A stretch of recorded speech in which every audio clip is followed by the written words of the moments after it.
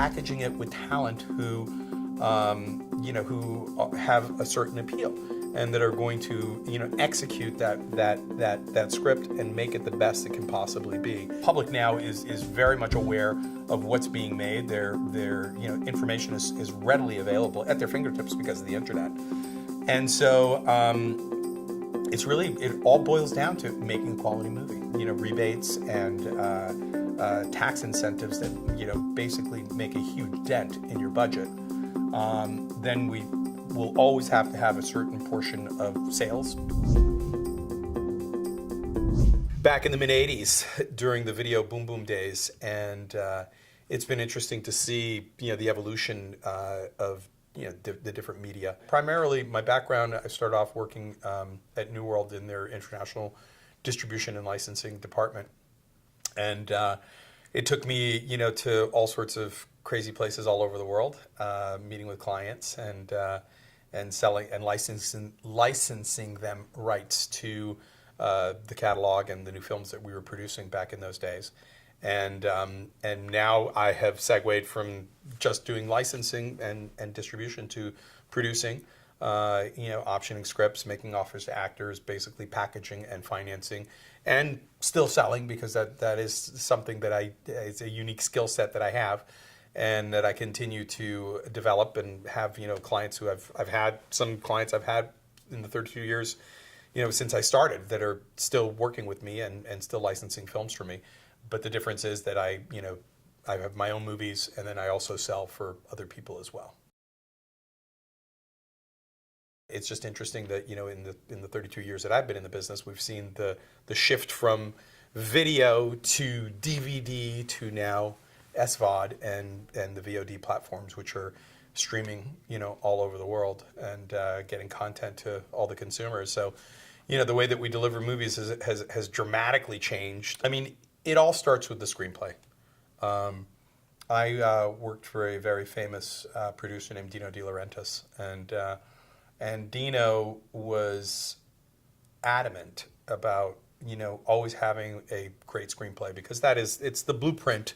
It's if you're comparing this to real estate, the script is the blueprint or architectural plan for the building that you're going to build. And if the plan is solid, then the building will be solid. And in this case, if the script is solid, then the movie should be solid. And Dino always said, in his incredible accented English, shitty script, even with great director, shitty movie. And he said, if you have great script, even with just okay director, maybe you have a chance to make great movie.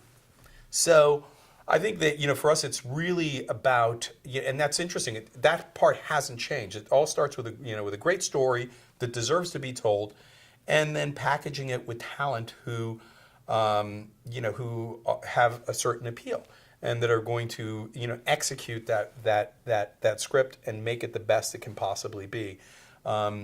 Back in the video days, we could basically package and put together these movies, and a lot of terrible movies were made because there was such a demand that people, the video stores needed to fill their shelves, and they basically were buying anything that was being produced and packaging it in a beautiful box, and people were renting it, and a lot of times people get very dissatisfied at the quality of the films that were being, offered to them. If you use that same analogy in today's marketplace with the VOD platforms, and I do see the VOD platforms as being the plethora of video stores that we had back in the 80s and 90s. But the difference is that they're seeing the films completed. Information is readily available, not only to them, but also to the consumers. So, we've got Rotten Tomatoes now. We have a whole, slew of websites that are seeing movies and judging movies and giving opinions, and even people themselves, that are blogging about certain things. So you have to be consistent with the quality now. I mean, it starts from the script with the right package, and again, making a quality film. Because as the public now is very much aware of what's being made, their information is readily available at their fingertips because of the internet, and so it all boils down to making a quality movie. My rule of thumb is we never take on projects that are going to be above $20 million. I think that you start getting to a point where the costs of the film are very hard to finance. And the way that most independent films are being financed today is shooting in a country shooting either in a country, or if you're shooting in the States, shooting in a state that has incentives to bring you there. Rebates and tax incentives that basically make a huge dent in your budget. Then we will always have to have a certain portion of sales being made to some of the independent distributors. Those contracts will have to be banked at a financial institution, whether it's a bank or a different finance company. That paper will have to be used as collateral for a bank for a loan, and then sometimes there will be a need for a piece of equity, and then the bank will normally what we call gap lending, which is going to be money that they will lend against the estimates, so the unsold territories. Well, it's a very easy loan to borrow against on a contract, but they have to be confident that the person selling the film is behind, it has believable numbers and realistic expectations for the unsolds, and then they will lend additional money against those numbers. So this is, I would say, 90% of the films that are being made in the independent marketplace are financed in that manner. I don't think you have many people who are just writing checks, hoping that the film is going to turn out, and financing these movies at 100%. There's always different ways that these things are being cobbled together, and again, it's nothing new. We've had bank financing and off-balance sheet financing now for a long time. Matter of fact, Dino De Laurentiis actually was the first one to start that back in the 60s with pre-selling rights to movies and borrowing money. At the time it was a Credit Lyonnais affiliate in Holland who was the first one doing that. So we haven't really deviated in terms of how we finance the movies, but the challenge has become with the different rights and media and ever-changing technology. We're having to adapt, accordingly to adjust to those changes in the marketplace. You're not really going to get much traction with casts unless you have a filmmaker, and the filmmaker's got to have a certain appeal to the agents before they're going to entrust their actors to you. So we generally like to, for us particularly because we're very well versed in the world of European financing and soft money deals in Europe. So we like these, edgy European directors. I've got a project with a German director named Dennis Gansel, and Dennis did a great German film called The Wave, and then he came to America and did his first English language film was the sequel to The Mechanic. That starred Jason Statham, and he's now in post-production on one of the most expensive German films ever made, which is a fantasy film that he's in post-production on. And then he does a film for us called The Devil. And Dennis is exactly the type of director that you want to be in business with. He's creative, he's interesting, and becomes very sexy for an agent to be able to pitch his clients to say, listen, you're going to work with, a guy like Dennis who's got an incredible track record and is, has the possibility of, getting a great performance, out of the talent. So those are the, script, filmmaker, cast, and simultaneously while we're getting the cast, we're pulling all the financing together, and then we sell. From August 25th until October 3rd, I was traveling nonstop, and I was at the Toronto Film Festival, I was at the San Sebastian Film Festival, and I was at a brand new festival called the El Gouna Film Festival in Egypt. This is the first year that they've done it, and they invited me to go there. because of a documentary that I produced with Arnold Schwarzenegger called Wonders of the Sea. And Arnold came with me to San Sebastian to promote it, and we screened it there. And actually, it was very, very well received. Very pleased with that. We got some fabulous reviews on it. And then I continued on to Egypt, and of course, there was plenty of people, great contacts. I met Forrest Whitaker, who I'd never met before.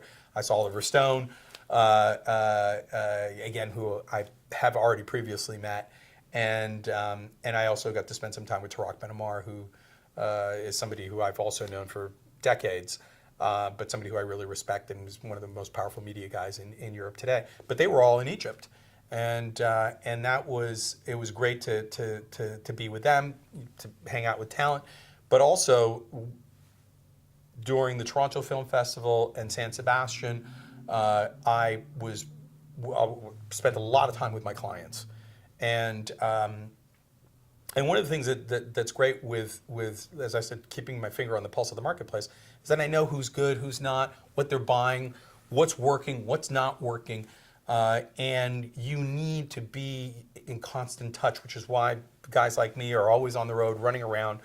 I'll be at Sundance in January, I'll be at Berlin in February, and it's a constant communication. Lines of communication have to be open all the time so that you know what decisions to make when it comes to cast. You know what decisions to make when it comes to how much money you can actually afford to spend on a film. Because at the end of the day, it's got to make financial sense. I was actually approached recently, and I get deluged with all sorts of producers and filmmakers and folks with projects or folks with scripts, and it's to the point where you just get such a deluge that you can't respond to everybody. But for some reason, something caught my eye with this project, and they sent me a trailer, and I watched it, and it was actually quite good, and which is surprising because most of the time this stuff is not good. And I asked if they had the movie completed, and they said yes, they did, and they sent me a link to screen the film, and the film was actually fabulous. And we've taken it on to represent it for international sales. This is a picture that I did not produce, that I'm the sales agent on for the filmmaker and the producer. And the point that I wanted to make by giving you this story is that they actually tracked me down. They looked at my website. They saw the types of movies that we were working on. They kind of judged what our track record was, and they thought that we might be a good fit for them. So for somebody who is, who's approaching this, the first time that they've made a film and they're looking for a sales agent, I think, there's a lot of resources at your disposal now to be able to find out about people, and then see what films they're involved in. Talk with, hopefully, maybe there's a way that you can get in touch with some of the people they've worked with to know that they're legitimate. But I think that, with, for example, registering for the American film market, which we're down here in Santa Monica this week for, immediately we've gotten, because we're registered, that's already a check for a potential somebody who's potentially looking for a sales agent. So they automatically will go to the registry of the American film market. So they know that the company is a legitimate company. They're exhibiting at the film market, so they obviously have the resources to handle the licensing of their film.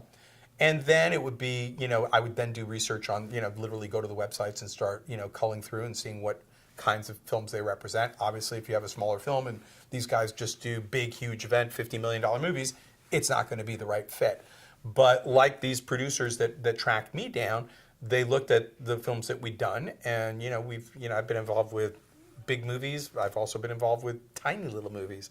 I've done sexy thrillers. I've done action films. I've done horror. I've sold pretty much every genre. So you want to have somebody who's got a lot of experience and who's handled different types of films, because unless you have a very specialized film and you find a very specific specialized sales agent that specializes in that type of movie, that's also a possibility as well. But it really boils down to research And then at the end of the day, it's going to be about the rapport that you will have, the personal rapport that you will have with a sales agent, that, you know, you may feel more comfortable with somebody than with somebody else. The I think that the TV series business is extremely robust, and you're finding that because of the way that people, we've been talking about, evolution and the way in which we broadcast movies, the way in which we watch films, the way in which we watch TV series now. Who would have ever thought that binge watch, what do they call it, binge viewing, would be the rule of thumb nowadays, where people will literally see a series. I've done it myself. The minute that you start getting hooked, you just will blow through an entire season in 2 days, glued to your TV. I'm very lucky in that even though I grew up here in America, I have both American passports and a French passport. I speak multiple languages, and I just came back from 6 years of living in Belgium, where they have a very robust and healthy tax system that where you can actually shelter some of your tax liability by investing in film. And so I was working with a company that had successfully done that and raised hundreds of millions of euros producing movies there. Very advantageous when you can take the tax shelter money and marry it with another country in Europe. They've actually incentivized it. They've made it so that it's easy to do just that. And you can basically cover anywhere from, if you structure it correctly, you can cover anywhere from 40 to 60% of the cost of the film by structuring it in that way. The Dennis Gansel film that I was just talking about is a movie that is going to be shot in Munich, actually outside, it'd be in the state of Bavaria, but we're also going to be raising money for the production in Belgium as an investment into the movie, and we'll shoot the movie in Bavaria, and we'll post in Belgium, and that way we maximize the revenues that we can get, along with a German sale, which my German partners are going to be in charge of, and then this way we defray a massive amount of the cost of the movie, which makes it easier then to finance. So unless you have, for example, there's a movie that we like a lot that we've taken on for to represent as a sales agent. It doesn't have any big names attached, but it's in a genre that really doesn't need names. It's a teen horror film, and just really well made and delivers. And we have very high hopes for it. We think we're going to do fine because it's, again, the quality speaks for itself. If it's not going to be a horror film, if it's going to be let's say it's an action film or a heist movie, you need recognizable names, even if they come from the television world, just because of the the Netflix and the Amazons and the other VOD service providers. They're basically like TV broadcasters now, and you're going to need something to attract the audience, and so that would be my advice in terms of if you're going to spend a significant amount of money, you have to have some stars in there. Otherwise, it's going to be very hard for anybody to go out there and make sales on it. Well, I think that they have to really look very carefully at the waterfall. I think there's always people running around offering deals, on films, and generally where people get taken advantage of is, they put an equity piece into the film, and they're behind so many people that the chances of them ever getting paid back are very slim. And it's a classic mistake that a lot of producers make. I tell new producers the story of somebody who I know very well, who I advised, and I told him, and I said, listen, I don't like the way that this deal is being structured. I think you're going to lose some money. And he said, well, I want to do it anyway because, the filmmakers involved are people I want to be in business with. There's a studio that's distributing this movie, and the ironic thing is, the guy showed up at Sundance, and his name's on the poster as one of the producers, and he couldn't even get into the party. And so I always like to use that analogy, because not only could he not get into the party, but he lost $750,000. And it was a high-profile project with major cast. I mean, I don't want to give you all the details of it, because I don't think it's fair for that my friend had this happen to him, but it did. And I think it happens regularly in the film business, where people, the new folks come in and they have big eyes, and we're very excited about being involved with the film business, and with the possibility of maybe hitting a home run where they'll put in so much money and the picture turns out to be an incredible success, which does happen. But unfortunately, the situation that I just explained happens more often than not. So that would be my advice to them, is just be very careful to see how they recoup. Generally they want to be in a position that's either they're pari passu with the bank, or they're coming right after the bank loan. The collection agreements are fantastic because, and particularly for me, if I have multiple films with different producers, nobody ever needs to come and audit me. Nobody never needs to ask me for accounting. I just say, get the collection agent to send you the report, and it's all done. The guilds are taken care of. Everybody gets their piece. Why? Because the contracts were given to the collection agent. Everybody, the collection agent knows everybody's deals, knows who's got to get paid, and as money gets, put into the collection account, they disperse it the way it should be.